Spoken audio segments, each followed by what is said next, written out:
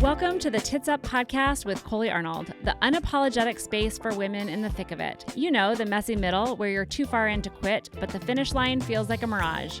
Where the pressure is high, the stakes are real, and every win feels hard-earned. This isn't a highlight reel. This is the unfiltered truth about building a business, holding your life together, and finding your fire when it would be easier to burn it all down.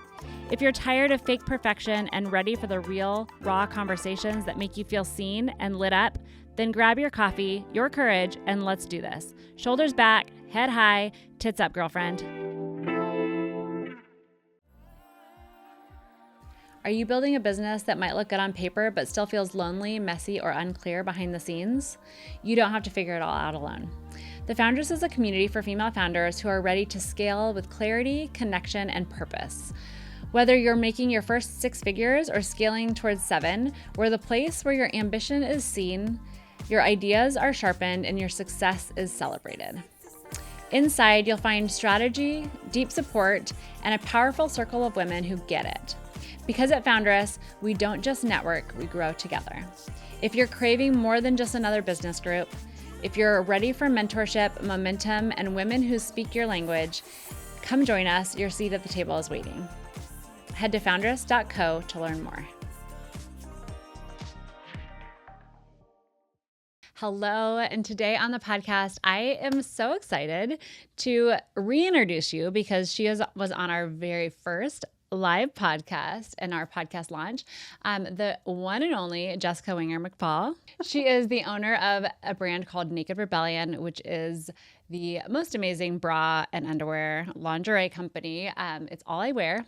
And she is also a creative director and stylist for so many amazing people. We'll talk about that later because it is wild. She actually just got news today that it's just wild. Her life is crazy. And we are going to go into this life and have a great conversation. Are you ready? I'm ready. Let's do it. Hi. How are you? I'm good. I'm real good. Good. Yeah. Okay. So obviously I just introduced you a little bit, but yeah. I would love for you to kind of tell us a brief background, how you started in the stylist world, what kind of led. We'll get to the Naked Rebellion story actually later. Okay. So that you own that, but what are you doing now? I've had a very wild ride, and I kind of prided myself on that. No one could ever be Jessica, she's a blank, right? She's not oh, she's a doctor. Not that any shade on any of that, but I felt like a one-word answer couldn't describe me. Yeah. So I feel like I've done a really good job of making a lot of words behind my name. Not letters. There's no degrees. No degrees. There's a lot of words of what she does. So I went to fashion school with the auspices of, I kind of didn't know what I wanted to do with it, but I knew that traditional education was not the right fit for me at 18 years old. And that I needed to be in this hands-on, the creative, fast-paced things changing.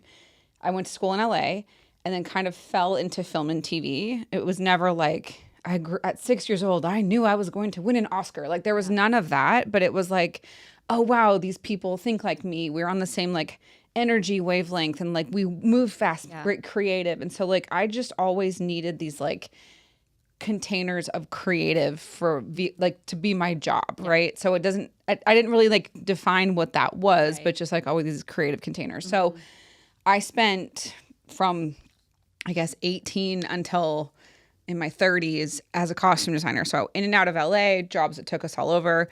I then became the costume designer on House of Cards, which shot in Baltimore. So I lived in Baltimore for 5 years. My husband and I had also won all the awards. Yeah, I got an Emmy nomination for that. We did not win, but it was very fun. Very cool to feel like you were a part of the thing that changed how anyone consumes media now. It's a very wild thing. It was the first show that every episode was on one time. So cool. Everything was streamed. Now, can you imagine not watching a streamed show? Right. It doesn't make sense. No. Right? So it was really wild to kind of be a part of that. And again, it was just kind of saying yes to being in my creative choices into that. So when we were doing that, when my husband and I got married, it was right before we moved to Baltimore. The process of buying a suit for him to wear, a tuxedo for him to wear for the wedding was such a terrible process. And with my connections in costume design, I was oh, I can make this easy. And so Sounds like an entrepreneur, right? There we are. I can do that much better and easier for everybody else. So it kind of opened this door into like what I was just doing was using my connections and my abilities to solve this problem. Became like, oh, well, can you do our wedding? Oh, can you do our wedding? Oh, can you do our wedding? And I was like, oh my God, shit, we have a business all of a sudden. So then my husband and I launched our first business together, making custom suits and tuxedos, and kind of like got pigeonholed in the wedding industry. And again, was not some like, I never even dreamed of my own wedding. Like that was not an industry really for me. But we ended up like, you know, learning a whole lot about business, learning about what, you know, how to create stuff, how we manufactured overseas. We had a factory in Thailand, a factory in China. We had some stuff in Mexico and some stuff domestically. So it was our first like kind of foray into that. But again, costume design, you make ones of things. In this custom suit world, I was kind of still making ones of things because it was for one of like one group, but maybe at the most I had 10 or 12, right? So like it felt still manageable. Like I could still kind of control that creative. And then when House of Cards ended, we had just had our second child, and my husband and I sat down and were like, are we going back to LA and to a life we can barely afford and have a nanny raise our kids, and we're both gone 90 hours a week? It just didn't seem right for us. So we decided to come back to Phoenix, where I'm from. He's from North Carolina. And we have family here, and just kind of like, how can we maybe slow down and focus, and like how can we choose this life? Like we've built a lot of cool things. We've said yes to a lot of opportunities. Now let's be in the driver's seat. So you and I knew each other in college a little bit through mutual friends. But then I remember you called me and you're like, hey, I'm moving back to Phoenix. I don't know. And I think we were like we like had dinner like your first week back. Yeah. You hadn't even actually moved here yet. I think you were still living with your family or something. Yeah. And I was like, can you be my friend? Great, now you're stuck with me forever. Cool. It's like, hey, remember me? Can we still be friends? Thanks so much. And it was I'm so grateful for that, right? Because like you know, sometimes when you have to like move back home, if you will, right? You're like, oh shit, like the high school and all like the trauma or the drama or the whatever that's attached to it. And I will credit my husband in that, is he was like, you don't have to speak to anyone in your past. Like this is Phoenix. It's the fifth biggest city in the nation. Adults. We could do whatever we want. But like it's almost like you didn't know you had he gave me permission to do that, right? And so I was like, okay. And I kind of was like, I don't think Phoenix can hold my creativity. Like I don't think I can find my people here. But I was like, okay, I'll give you a year, Jay McPhaul. I will give you a year, and I won't bitch and complain, and I will give my best effort. Yeah. I will try to meet new people, and I will try to do things that light me up. And good thing I did, because that was when we then were able to launch Naked Rebellion and put all of that into it. And then we hit a pandemic and all the craziness that ensues after that. But I was the first time in my life that I got to be intentional with the people I got to meet, about what I did with my kids and my family, about my parents, and about like my creativity, and then my own relationship, right? Like Jay and I got married and had to move to Baltimore and had to do this and had like, so we were just kind of like along for the ride of whatever I was signed up for. And it was the first time we were like, cool, we're signing up for us. Yeah. It was cool. So cool. Yeah. So obviously in there, you were a stylist. You also were on, Dancing with the Stars. Dancing with the Stars. Yes. Sorry. Always mix those two shows up. Dancing with the Stars. And you were the costume designer there. I was the assistant designer, but yes, there was a team of 4 of us. Yeah. The assistant to the assistant. Yeah, basically. Assistant designer.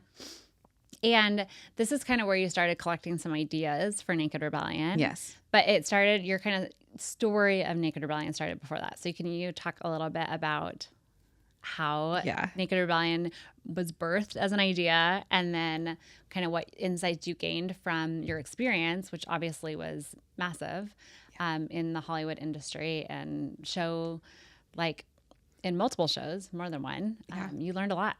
Yeah, and I don't think I've ever stopped learning, right? It's just part of like, you think really fast on your feet. Yeah. That the job is awesome if you don't like structure, right? Like every day is absolutely different and like kind of wild. So I thrive in that type of chaos. So that's great for me. Some people that love spreadsheets are probably like, that sounds terrible. They're like shaking. Yeah, no, give me a desk, right? I was like, if you put me in a desk, I will die, right? Kind of thing. So early on in my career, I, again, kind of just said yes to project. So this is like, we're talking, I think I just started dating my husband. So like 2008. And was this back then, like commercial campaigns were where it was at. Like I think it was a Heineken job. And that's where they spend like, back then it was like 10 million and you got to make 6 commercials. And that was kind of like the ad budget. Right.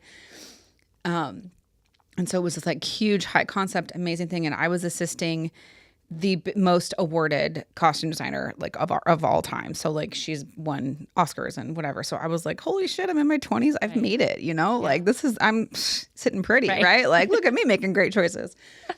And we're prepping all the stuff. And before the fitting, she says to me, will you go buy bras before our fitting? And I'm like, this is such a stupid, uncreative job. Sure. Like whatever.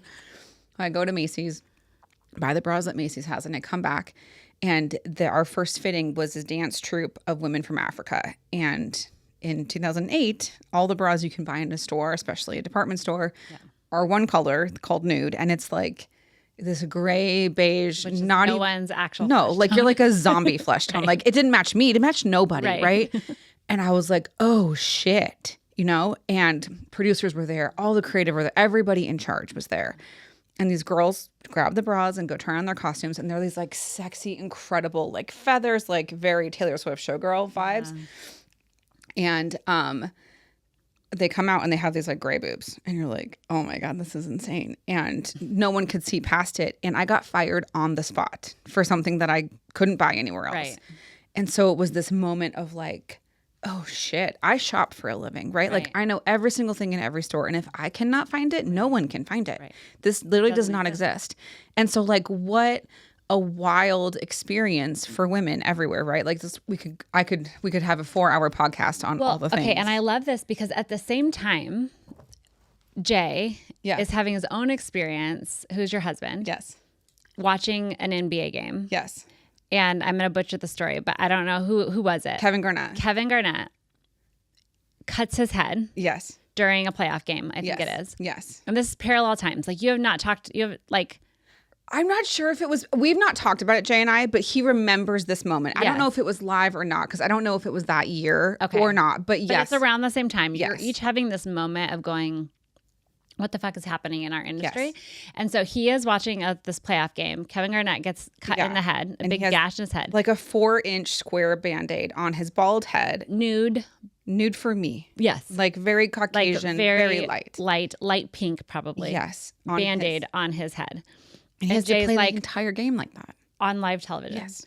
And Jay had a moment of going, why is there not something that matches his skin tone? Yeah, like what's happening? And then you were having this moment with the bras of going, I just got fired for something that literally doesn't exist. Like I cannot purchase something that would actually match your skin tone. Yeah. And you got fired. Yes. So this seed has kind of been planted. For sure. Then you move on. You go to Baltimore. Well, first I was at Dancing with the Stars. Oh, okay. And so got my timelines. That was probably like 2010. Then I started working Dancing with the Stars. I did a couple years there till 2014.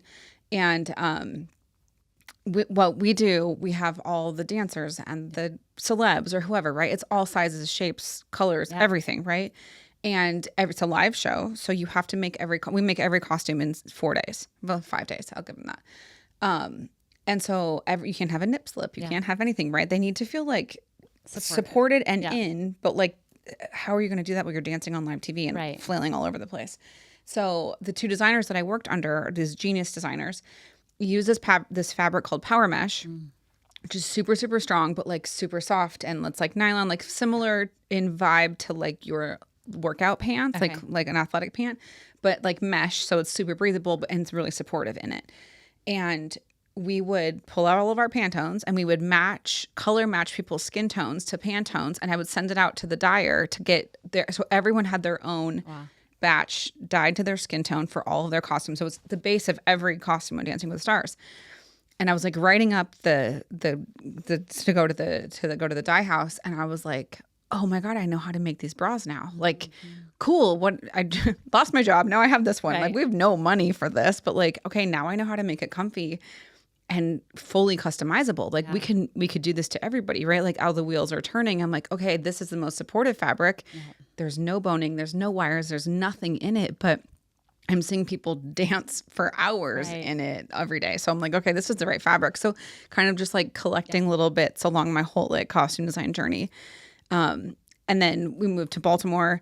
we started the suit company then. So it also was kind of our first taste, my husband and I, of like, oh, we can work together. Oh, we can do this business. We won't kill each other. We work well like this. That's wild.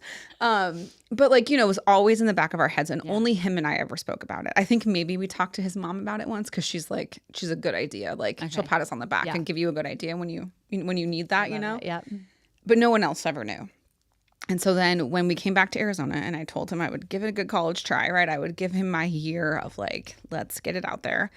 In that process, I was like, okay, if I'm going to find a community for me and like a place for me to plug into, where am I going to do it? So of course I started to go to Google and try to figure out like, is there like a fashion community in Arizona, in Phoenix?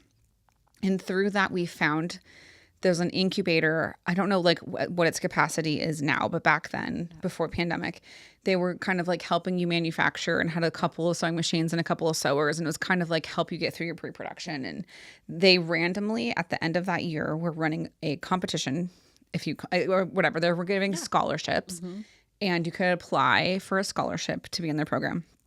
So I was like, okay, moving back here, that's what we're going to do. Yep. So I applied as our custom suit company, which was at the time called Haywood and Ringo. So we went through the whole thing. Jay and I applied as the suit company. And we were like, okay, we are going to like find a fashion world. Like I'm going to find my people this way. And we got accepted. So we were one of 3 brands that like won the scholarship. And so it was like super cool to be like, cool, we just moved here. Now I've like just got into this community and we're going to do it. So January rolls around when the January 2019 rolls around. We go into our first meeting with the founders of the fashion incubator, and they're like, cool, well, we can't make suits here. And I was like, oh, well, why did you accept? Why did you pick me then? And they're like, well, but like maybe you wanted to like make a dress shirt or like a khaki pant. And I was like, there's nothing more boring in the fucking world than a man's khaki pant. I'm like, no, I am not making khaki pants. Like, what do you mean? And so Jay is sitting there and he goes, well, Jess has had this idea for 20 years. And I was like, excuse me, what are you doing? Like, we don't speak out. And he's, well, not 20, I guess at that time it was 10 years. And he's like, Jess always had this idea. And I looked at him and I was like, I'm going to strangle you. Right. I'm absolutely going to strangle you. Like, you don't talk about this. This is our secret, you know? Don't air our dirty laundry. And they're like, well, what's your idea, Jess? And he's like, go tell him. And I'm like, huh? So I told them the story of me getting fired and what I wanted to do. And they just looked at me and go, all right, well, now you know what you're going to do for the next 6 months. And so caveat to that is being selected meant you had to have a fashion show in July. So we had no brand, no nothing, no designs. I had an idea in middle of January 2019, and I knew I had to have a fashion show in July, which is the opposite way of launching a brand. If anyone is questioning, don't do it that way. And so I was like, oh my God, we have no name. We have no business. I have no pattern. I have nothing, right? But what I did have was like, I was excited again and I had time because we just moved here and was like trying to figure out where we live, where we plugged in, right? Yeah. And also the knowledge of like, I needed this bra. I just had my second baby. My whole body is changing all the time. Bras are miserable. Yep. I'm having to nurse. I'm having to pump. I'm having to do all these things. Yet like, oh, go work out. Oh, go make friends. Oh, go over here. Like, how are you supposed to have anything comfortable in like all the discomfort of life? So I had a few bras that I had liked, gone through like nursing stuff, more bras that I didn't like, right, of what not to do. So we spent 6 months developing and naming and prototyping, and we sold our house in Baltimore when we moved back here. So we had like, I think $30,000 for us to like invest in us in this. So that paid for babysitters and to samples, right? And I think I did invite you. You guys came to our fashion show. And so we launched July 2019 with nothing to sell, no bras. We just could only afford samples. And we had like a sold out fashion show and everyone's like, cool, so where do I buy it? And I was like, you can't. I don't know. Who wants to give us some money? Like, but you pulled around quickly because in February of that next year, you did a pop-up at Foundress. Yeah. So you literally went from idea to selling product in less than a year. Mm-hmm. We were able to get like a micro loan from friends and family to cover. I knew I was connected to like a small factory in LA that would do a super small run for us.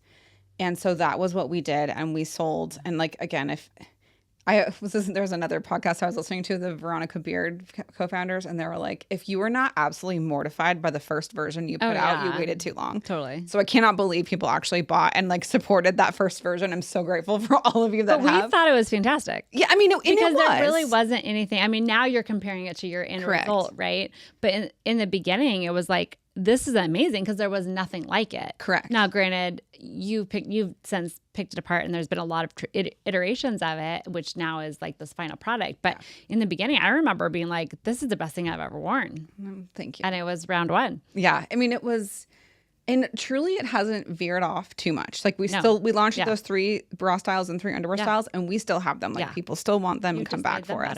We've just been able to tweak along the way, but it's really wild to have been able to have done that. We did these tiny little micro runs and then just kept investing every dollar we had back into this business. We've bootstrapped it all, which is so hard. And then your growth is slower that way and like scarier that way. But, we get to be the creative control of it and get to kind of champion all the really fun, big wins that we get. But yeah, it's been a wild ride. So wild. So now you're kind of focusing more on wholesale with your business.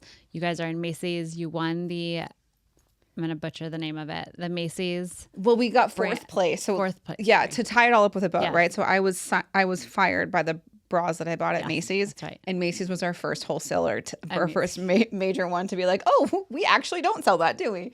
And then in last year in 2024, they selected us to be part of the top 25 brands to watch in North America. And it was like a whole like curriculum, kind of like, how do you work with a major retailer? Like there's a whole lot of behind the scenes steps that go into like being able to actually make the transaction happen. Which was incredible and invaluable. And then we got a live pitch competition in New York, which we got 4th out of 25, and we won $10,000. So amazing. That's been really awesome. So cool. And now you are part of Bloomingdale's. Well, through that, so Macy's owns Bloomingdale's. And so through that, we got to like keep an ongoing mentorship. And so I have a mentor with one of the CMOs of Bloomingdale's, which is incredible. I love. She's worth everything. Yeah. And then we were just selected in September of this year, to be a part of Goldman Sachs 10,000 Small Businesses. So now I'm in that, like, it's like basically getting a master's, which is a whole lot of work I didn't know I was signing up for right now, but here I am. And then, so we're just kind of trying to be a part of like all these fashion and like CPG groups of like, how do you push your product to the masses? You know, it's expensive and hard, and how do you get to those right places? Yeah, it's incredible. Yeah. It's been so fun as like have a front row seat to your growth and expansion of this business. And really, I was there when you were like, I have this idea. And I think I remember you telling me at the dinner when you guys moved back, you're like, but don't tell anyone because we're not doing anything with this. Yeah. And it was like months later, and you were like, oh, by the way, we're having a fashion show and launching a full brand. Like it was, it was incredible. It was very crazy. Very crazy. Okay, so then I feel like we would not do people justice for leaving this part of your story out. So COVID hit, and because Jess can't not do something new, so you had set yourself up with manufacturers in the United States for your bras and underwear. So you had these places that were manufacturing your own product. COVID hit, and what happened? The wildest. I mean, and I think everyone as a collective, right? Everyone on planet Earth is like, that was the weirdest year, right? And we wanted to keep our factories open, right? Because like selfishly, it was like, well, my product has to get made, like, but they can't. The factory can only stay open if they were helping fill the need of like a necessary product during COVID. So like a PPE, if you will, type of product. So I was like, okay, what can we do? So we had leftover fabric scraps. And everyone was breaking out for masks. So I had our factory stay open and make our like super soft nylon on the outside, and then this like amazing mulberry silk on the inside mask, so that like your skin wouldn't break out. So it was our way to like keep the factories open. We're still making some bras on the side. We're making these, like they're staying open. And we also get people to like want to buy masks from us and all that stuff. So with that, we were also still part of the fashion incubator at the time. And so they were trying to stay open as well. Like everyone was like, oh my gosh, how do we stay open? We have to stay open. So they're like, okay, how do we partner and make some of these things that are needed? And so with somehow, I don't even, like, it all is such a blur.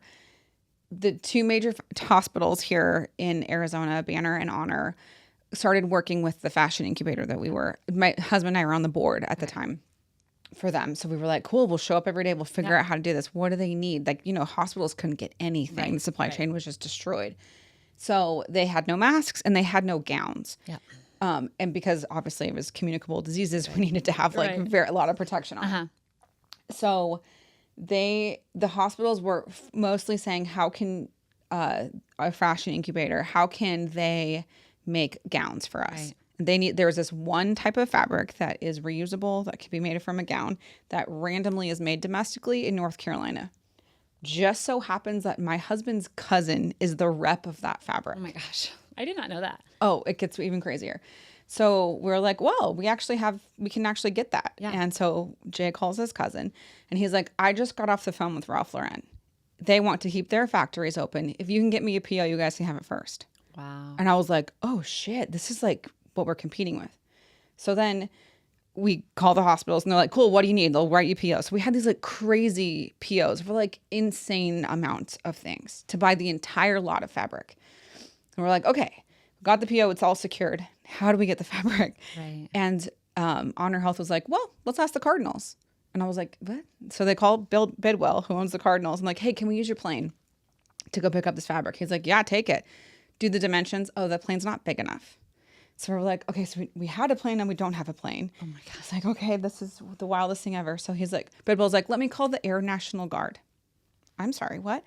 Arizona Air National Guard and the governor are on our Zooms and they're like, cool, yeah, we'll send a plane.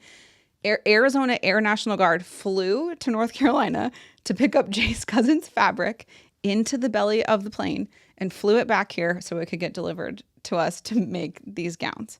So we're like, what is happening, right? The wildest thing ever. Like, it was all over the news. It was insane. So that factory is going up. We had to order buy 300 machines. Like, we were hiring new people. Yeah. It was crazy. The fashion incubator was at capacity. And then because of all the news we were getting from it, then Banner came to us aside and was like, hey, internally, we just created this brand new mask. Can you guys make it for us? And I was like, I don't know. We're kind of capped out here. But I was like, but we do have You're an entrepreneur, so you say yes, and then you figure it out later. I always figure it out. But we had our factory still making our Naked Rebellion stuff in LA. Again, super small factories, though. So I was like, how do we do this? Let me figure it out. Fashion Incubator was like, yes, you guys take that on. We're capped here. How do we do this? So I called my dad, who's also an entrepreneur. Clearly, apple doesn't fall far from the tree here. He was like, okay, what do we need to get it started? And so my husband, my dad, and I kind of partnered together to create this mask for Banner. And very long story short, we prototyped it, got through it. At the peak of it, they said they wanted 2 million masks. At the peak of this, we were delivering 100,000 masks a week. Yeah. And we had 7 factories in LA, El Paso, Indiana, Oregon, all working and delivering these masks and going through the logistics of all of it. So it was hands down the craziest little bit ever. And then I feel like you need to write a book. I've heard all these things before, but when you say it again, I'm still in awe. Yeah. And I lived it with you. Yes. It's just wild. And then the cool thing is that's how you met Christy Anderson, who's both of our business coaches. Yes. She is also in Foundress with us, and she was also on our first podcast. So you heard a little bit of the story on the very first podcast, but she was the vice president of innovation at Banner Health. Correct. This was her project. That was her mask. Yeah. So she had to rise and fall on this mask. Right? It was this is. It was the craziest thing for me to be like, I make underwear. Now I'm in charge of people's health during a pandemic. Right. I was up. I felt unequipped. I was like, this doesn't, are you sure I'm the right Talking person? about limiting beliefs and self-doubt. Hello. I don't know that I want to be the one in charge of your health in your hospital setting. I'll take your vagina any day. Yeah. I'm like, give me your tits. We're good there. I don't want to be in charge of your health. No. And Christy, to her praise, is just the most incredible human at fostering you can do it mentality between her whole team. And then we got to work with her team and just what her belief in like, she demands excellence as well too. So I also was like so afraid of her for the first 7 months of our relationship of like, she demands 110%. I have to bring 115. Are we prepared for 115% on our like weekly meetings, you know? And you guys were like meeting outside in the parking lot. You were Uber delivering like products and samples to her home. Like we had like mask drug deals. Wild. Like it was crazy. We would like meet in parks because you couldn't go anywhere. Right. So there'd be like a mask in a bag here. And then it was hands down one of the craziest I kind of wish things you would ever. have just had a videographer just like follow you around during that season of life, because this could be a documentary. Which it should be. It should be. It was insane. Well, and then I still had an 18-month-old and a 3.5-year-old too. So like also, and no one's like, there's no place to send your children. Although I guess that's not true, because at first everything was at home, but then there was like the emergency order of if you were a healthcare worker, your kids could still go.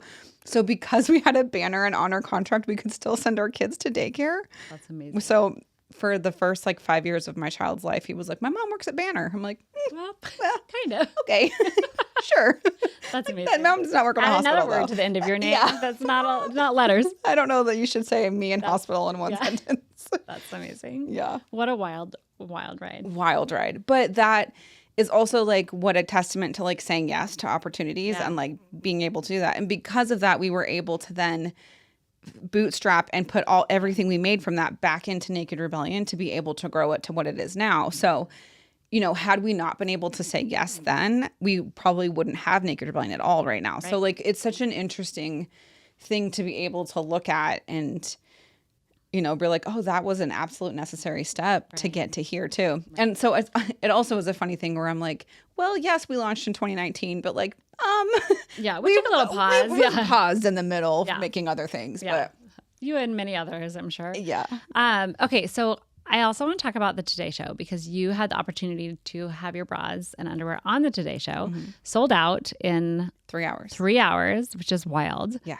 Talk about that, because you talk about bootstrapping, and I don't think most people don't understand what that necessarily means when you're building, especially a product business. The amount of money that is needed to go into this. So when Sarah Blakely says, like, I started with $5,000 and I bootstrapped it and never took investors, like, that means so much more when you actually understand what goes into, I think, service-based businesses. Even for me, it's like, I don't even have a grasp of that, because I offer a service-based business. So for me, bootstrapping looks very different than building a product and producing a product and manufacturing in multiple locations and shipping, and there's so much that goes into it. So talk about, like, there was a very massive PO that you had to have for the Today Show. So talk us through that. Yeah, well, there's also like one thing in that. So I'm just going to correct one thing, because there isn't a PO with Today Show, because they won't pre-buy anything. Correct. So those opportunities are amazing when they come up, but 100% of the risk is on you. Yeah. Like, if you don't sell, you don't sell. Yeah, there's no one helping you on the back end with your inventory, and there's no one helping you in the front with your inventory. But they require a certain amount of inventory available, so you have to have that ordered. Correct. So it was an incredible opportunity that we had to say yes to. Because again, if you're just looking at it on a pure marketing standpoint, right? Like, it's worth however much you have to spend to have that type of exposure, new customer relationships, all those things. So we knew we had to say yes. We had to figure out how to be able to pay for it. So they required a certain amount of inventory, and I can't off the top of my head right now remember what it was, but it's like, there's a lot of zeros in it. You have to have at least between 50 and 100,000 units available for sale. Units, which means how much does that cost you? Right. So depending on, you can split it up between a bunch of your products, right? So between 3 bras and 3 underwear, that kind of works too. But then also like the censorship of women's bodies and bras and underwear is such an interesting thing too, because then we had to spend all this money into the photography of our product. They don't do that. We had to do it and supply it. They would not let it be on a body. So we had to like rush after the fact and get all these brand new flat lays, and shout out to Tracy and Carly at Good Vibe for helping me through like the most manic, insane time ever. But part of our product is see-through, right? It's mesh. And so we got massively censored to the point where I thought it was going to fall through because of just how bodies are talked about and seen, and what is too sexual or not sexual enough. But like, it's a wild time. But to go back to the original part of your question. So they require you to have a certain amount of inventory ready and available. So I also have to be prepared for shipping that. So I have to have my warehouse and my shipper ready for all of that. I have to have enough. And it was multiple hundreds of thousands of dollars that you had to spend to prep for this show. Yes. And so we had a small amount of inventory ready, and we knew we had to up our numbers, and we really like placed bets on our top three top shades, knowing who watches the Today Show, kind of that demographic of age and all that type of thing. And so we bet heavy in those and those 3 shades and styles, and then knew that we needed a loan. So we went through a local, and there's a couple types of banks and stuff. So we'll get nitty gritty on this. So we chose to work with a CDFI, I'm pretty sure, which is like a smaller bank that helps. It's community focused. It's usually local rooted. There's one in Phoenix that's amazing that I love. And we kind of gave them the parameters of what it's for, the scope of it. Again, because there's no PO, they know that like it's on me to prepay this money. Not, I can't like, hey, we got this PO coming. And so we ended up with a $50,000 or $60,000 loan, 50, I think, to get the other half of production that we couldn't cover for this. And so then we had all of those, ready. Then we had to pay for ourselves for all the marketing of it, for the models of it, for the samples to go back and forth of it, to, any other bit of that stuff. Warehouse ready, all the packaging. All the packaging, everything, all the investment of that is up on us. And then when you're on these programs, while it's incredible, you have to sell everything at a massive discount. Right. So like we were even... You're not actually making No, money. we were like 55% off, which is lovely for the consumer, and how great for you guys to try these products, but like it kills a small business. Right. So we basically like break even. Right. And they're banking. I mean, you say yes because you're banking on the marketing. Totally. You're banking on brand awareness. And traction, right? Yeah. It's an amazing thing to be like, look what we've done so far and how does it keep going. So it's great. And to be like, cool, if I can break even on marketing, then that's a win on anything, right? So that was kind of how we viewed it. But yeah, up front, you're like, and there goes $150,000. Cool. Yeah. And who has that just sitting around? Like no one does. Right. Most entrepreneurs don't. Right. I mean, I guess there are people that do. Yeah. And if you do, let's chat. Right. We're looking for investors. I did not have that much sitting around. Right. And to risk it, like, again, we still have little kids. Like it's a lot. But I'll never forget that day because it was a Thursday, which also was a Founders Day. And early on in your Founders like meetings. And it airs on the East Coast first. So, it was like 7-something in the morning East Coast. So then it's 4 a.m. for us here in Phoenix. So I was like, I obviously didn't sleep the whole night. Right. And was up to just like check orders. And it was like ding, ding, ding, ding, ding, ding, ding. And you're like, Florida, Maine, New York, New Jersey, North Carolina, South Carolina, Florida. And you're like, oh my God, this is insane, right? And you like see it happen like as the time changes and the airtime goes from East to West Coast. And we sold out of, I know the Racerback before it even hit Central Time Zone. And then some of our tank bras, even before it hit Pacific Time Zone, which was crazy to like feel. And then you also like when something like that happens, you're like, what am I supposed to do today? Right. Like, what do I do? Like, the warehouse is shipping it. I'm not shipping it. Like, it's all over there. It's all aired. And I'm like, what am I supposed to do today? It's just a ball of anxiety. So I was like, I guess I'm going to go to the Founders meeting. So I like went to the Founders meeting and I was like, I don't know what I'm supposed to do today. Like, I don't know how I'm supposed to I was like, I feel super weird. I think I'm famous now. I don't know. I was like, I feel very weird right now, but I knew I needed to not be home. Yeah. Like, I was like, can you just give me a hug? Like, I don't know what I'm supposed to do today. You're like, everything has changed and nothing has changed at the same time. Right. Like, it's just those weird feelings. And you're like, am I excited about this? I have no idea. Yeah. But it was thanks for being that safe container for me on that day, because I clearly needed to not be in my home. But it was a lot. It was a wild ride. Such a cool journey. And then now you're finding yourself in this role where you get to help other businesses. I know you opened a brick and mortar for a little bit. You did a lot of pop-ups during COVID and after, and you're really grounding in the fact that you're like, we are a wholesale company, and doubling down on that. And then now you have freed up some time for yourself to be a creative director for other brands that are looking for that same, those same systems and that same like brand positioning that you've been able to do with Naked Rebellion so well. So talk through that transition of going from like, we've just built this, and it's not like you've arrived, right? I don't think as entrepreneurs we've ever arrived at where we want to be, but your business is now in a position where you've got the wholesale. It kind of is in systems and it's working kind of in the background. And now you're transitioning a little bit more into like that leadership training role for other companies. So talk through that transition. Well, yeah. So, you know, when you deep dive in your business and you have these like honest conversations with yourself about your business, you look at like, okay, what was our overhead and all of our work and like emotional output and like how much work and money and time goes into me selling you one bra. Right. So much. But you know what? The exact same amount, if not less time, money, and work as me selling 10,000 over here. Right.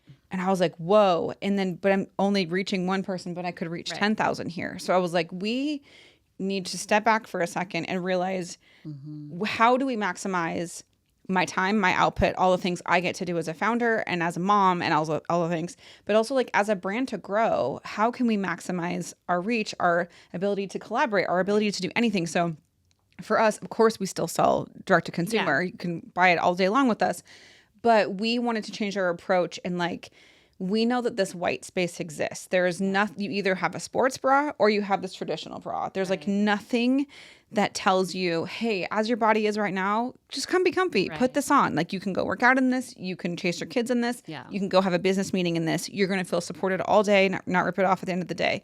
So this white space exists and people want it.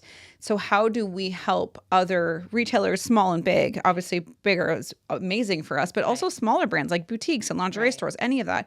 How do we help you tell the story to your customer? Like this bra sees you and like, don't change your body. Don't poke and prod it. Don't pull it in. Don't do any of that. My favorite tagline that you have is a boob job for under $100. Yeah. Because it really does. It's a boob job and a bra. Amazing like lift. It's amazing. The tank bra is for like us that do need help with getting our tits up still. That is us. We're on Tits Up podcast. If you're a millennial, and the tank bra is known for that, and it definitely is our top seller for that reason. Like it's going to smooth you. It's going to lift you up.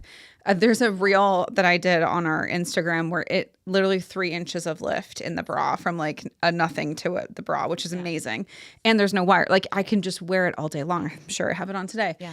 And again, see, I don't even know what bra I'm wearing. That's how comfy it is. Right. But it's being able to tell that story, right, on a bigger, massive scale and to retailers for us was like, oh, let's find that sweet spot for your customers so that everybody can sell it and we can reach more people at one time. Absolutely. So that was a super fun, like, light bulb moment. And also the ability for me, like I said, like my whole life was about like, how do I find these creative vessels and containers? And like, I kind of want to always pop back and forth. And like, I need to feel that excitement in my Enneagram and in my human design, all things you want to say, right? That is how I perform best. I'm best in my creativity. I'm also very both-brained. Like I can whip out an amazing spreadsheet, but I also can curate your photo shoot for you. So like being able to do both is like where I sit best. So I want magical because most of us cannot do that. I know it's a weird thing. It really is weird. And I'm very strange phenomenon. Very strange. That I'm so thankful for, and I love you to death. I think I always fought that side of me too, where I was like spreadsheets. But you didn't want to be that. No, that's like a 9 to 5 boring. Like that's boring. That's push your glasses up. You know, like that's the thing at a desk. Everyone needs it so desperately. And we have to hire people, and the nice thing is you don't have to hire people. Correct. You can just do it. You can do it now. So you might not want to, but you can. Yeah. Well, I've embraced it, and I see the absolute need in it, and I also see how once you have like the parameters of structure and foundation, you have free creativity. Like if you're just trying to be creative, but you're like, my numbers are over here. It's just like a big bowl of soup. So like your numbers create the bowl, and now you can like be creative and let it go and let it go. So once I gave myself the permission, like that's a positive thing to have in your business, and people need that, like help them. So my husband and I, because amazingly we work really well together. I know a lot of husbands and wives are like, absolutely not. Can I be? We are absolutely not. Yeah. It's awesome. Jay is incredible. Yeah. And he is so good at like coming in and like seeing your big picture. And he does a really good job of like respecting the kind of you're taking the reins on this one. Yeah. Right. And I think that's hard for some partners, whether you're male or female. Like I think it's hard to let one person kind of take the reins. Yeah. And he is awesome. And I mean, truly like my biggest fan as well. Mm-hmm. And so I think he's like, whoa, when she's in her zone of genius, things move. See, I think my husband and I, we laugh. He's my number one supporter. And I think he would work with me. I don't know if I would let or, I'm sorry, other way around. I think I could have him work with me. I would drive him crazy. Interesting. Like You're not structured enough. I am not structured enough. Yeah. He is like A plus B equals C, and that's the only way to do it in like the best way. Like if you tell him to do something, he will have it perfectly presented, like everything done, no questions asked, like amazing. And I'm like, yeah, but can we play along the way? And he's like, no, there is no time for a play. We need structure. Right? Yeah. Right. Yeah. I would drive him bananas. That's both sides of my brain talking to itself all the time too, where it's like, you need structure. Let's go have fun. Like it's all of it. Have you seen that meme where it was like, I need structure in my life, but then I get bored. So I need spontaneity, but then I get stressed out. So then I need structure. Yeah, that's that is exactly it. But that is where, like, when you own your numbers and you understand, like, and by numbers, we're talking about like Enneagram. But also like in your business. But yes, when you know that, you can thrive as a human, correct. Right? Yeah. Like your spirit and your soul, like they correspond to them. And like, how are you the best version of you with your Enneagram, your human design, all of that. And then into your business, how do you then apply it into your business, right? Like no one's like, I love looking at my numbers every day. The reflection of that feels awesome. Right. Like maybe there's a few people who do. I am not one of them. Those are the people we hire to do our numbers. Right. But it is the most important thing. Yeah. Because once you understand what worked, what didn't work, otherwise you're like going on gut feelings, which is, and there's a time and place for it.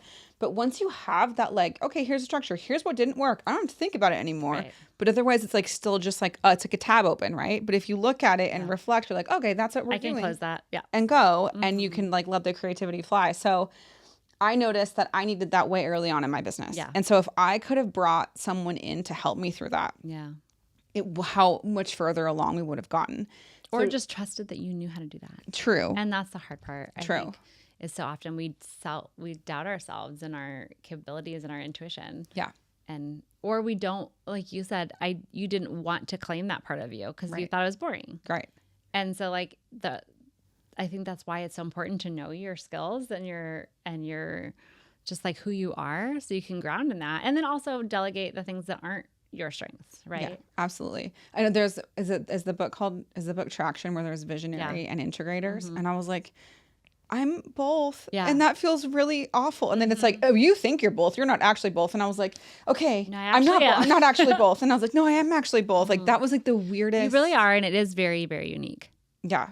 Most people are not. They're one or the other. Totally. And you are this kind of phenomenon that's both. Well, that's also been the hardest thing, I think, for my husband. You should have him on to talk about how hard it is to work with me. I will. I would love it. Challenge accepted. But he is way more the visionary, but he's not so much the visionary of Naked Rebellion. Yeah. So I think that was this weird thing for us to work together. And that, don't get me wrong, he is still a visionary for Naked Rebellion, but because he's not like... He's not a woman. He's not a woman. Client. He's not the client for this, but he can be a visionary for the business. Correct. Like he, a year and a half ago, was like, why don't you just focus on wholesale? And I was like, shh. Yeah. I should have listened to him, but I also have to work through things in my own process too.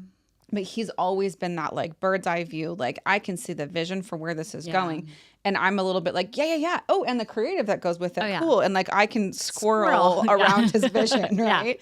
But then I'm also like, oh, and here's the logistics of how it happens. And he's like looking at me like, how the fuck can you do that? Right. So it was not intrinsic for us. We had to learn that. Again, God, kudos to Christy for that. Should be Coach Christy. That should be a tagline for her. Kudos for Christy. I'll let her know. Christy. Christy, if you're listening. But being able, like, she helped us identify our strengths and our weaknesses and be able to be like, don't correct him. That's how he thinks. And that's how he processes. And I was like, oh shit, I need to shut up. Yeah. And the same for both of us, but we really got to be able to be comfortable in our zones of genius and in each other's and like thrive in that, which is incredible and so invaluable. And again, that's your Enneagram and your human design and like figuring out those little zones of genius for your business. But it's been a really cool thing to like dive into and grow with. And now we launched that. So now we have a consulting company. We kind of, in this pandemic, when we got busy with masks, we were able to shut down the suit company because again, we like stumbled into the wedding industry and was like, whoops, this is not where I don't like that customer. I don't like being here.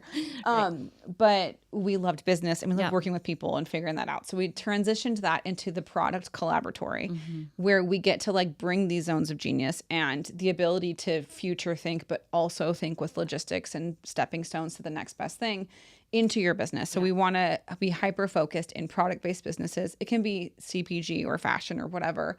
But knowing, you know, what types of financing structures, like we've gone through a lot of those PO deals, like who are good wholesalers? How do you get into boutiques? How do you sell D2C? Inventory management? Like, oh my God, how do you work with a photographer? How do you even get all the content that you need? There's so much that goes into it. So depending on if we can be project based, we can be contract based. So being able to help other businesses grow is something that truly is lighting me up that I didn't know was going to light me up so much. And it's been awesome. I'm creative directing and like fashion directing a couple brands, able to like step in and help someone launch this brand new product, like kind of go from ideation through product sampling, prototype sampling, through who's going to be your manufacturer and getting like a few in. So cool. And I think a lot of times as entrepreneurs start a product-based business, it's like they have no idea what even goes into it. And I think that's probably a reason why a lot of the products are here, because that naivety is good. Yeah. To some, like you're not going to start if you look at the whole picture, right? Correct. But like having someone like you on your team where you can go, okay, I have this amazing idea and product. I know it'll sell, but I don't know exactly how to get that out into the world. And so you and Jay really help kind of nail them down and also just direct them in the way of like, it can be, we've talked about this, like, it can be really hard to stick to one thing and want to go, oh, wait, but this, I mean, we've both struggled with that. And you guys have had so much just experience in that. And so being guiding these product businesses also into going, okay, let's pick one thing and let's really go down deep into this and get it launched. And then we can add, you know, ancillary products or whatever. But and you kind of have to focus. It very much. And it's so cool to see. And people have so many good ideas. Yeah. And people just don't believe in themselves. So it's really awesome to be like, oh, that's a sick idea. Like, that's so cool, you know? And it's just so really exciting to bring things to life. So fun. I love it. Okay. So I end all of my podcasts with a tits up moment. Okay. So what has been your just favorite or most special tits up moment that you've had in your life? It could be life. It could be business. God, there's been a lot. I don't know. I think it's got to be part of this like Macy's thing, right? Yeah. Like to have taken like what could have been like a career ending moment, right? Like I got fired by the biggest costume designer in the world. And obviously it was like bruised a little bit of an ego, but to be like, holy shit, this is such a huge opening. And kind of like the gusto of like, all right, well, I'm kind of going to take it on, right? Yeah. And then I'm flown to Macy's headquarters to pitch to them. And I like didn't let up on it, where I kind of was like, you guys messed up on here and I'm here to help you with it. Right. Like, this is a gaping hole for you. Was such a tits up moment to be like, you hold the keys to the kingdom, right? Like I should be coming in here kissing your feet. Right. And it wasn't by any means like egregious or anything, but like, when you get to like shoot your shot, you have to do it and you have to be true to you. And like, I know we're in a climate of like, everything can get canceled and everything can get, you shouldn't have said that. Now you're going to offend somebody else, but like, it's okay to offend other people. Like we're not for everybody. Right. So to go in and like shoot the shot and stand up on like what I believe in on there was like, I know it's probably going to offend some people, but like you guys messed up here and look what we've got for you and solve it was like awesome. So cool. I love it. Awesome. Jess, thanks for coming on this podcast and sharing your story. I love you. I love you. Thanks for listening, everyone. Jess, how can everyone find you? Okay. Well, you can shop Naked Rebellion. So nakedrebellion.com, Instagram at Naked Rebellion. We're on TikTok. We're all those places. Of course, you can buy us on Macy's.com. And then if you want to connect with me personally, my Instagram is Jess, Jess Wenger, Wenger MCP. I should probably change Did that. You like question how to spell your name? You like paused for a second. Well, I was like, wait, is my name Jess or Jessica? Yeah, I don't know. Find me somewhere. No, but if you need like costume design, creative directions, jessicawenger.com. And of course the product collaboratory. So productcollaboratory.com if you have a idea for a business or a thing you want to launch, where we got it for you. And then everybody listening can get discount on Naked Rebellion. So Tits Up Pod, you get buy a bra, get an underwear for free. Yeah. Amazing. All right. Thanks, Jess. Thanks for listening to today's episode. If this spoke to you, share it with a friend, and don't forget to subscribe so you never miss a conversation. You've got this. Stay clear, stay grounded, and stay true to what you're building. Until next time, tits up.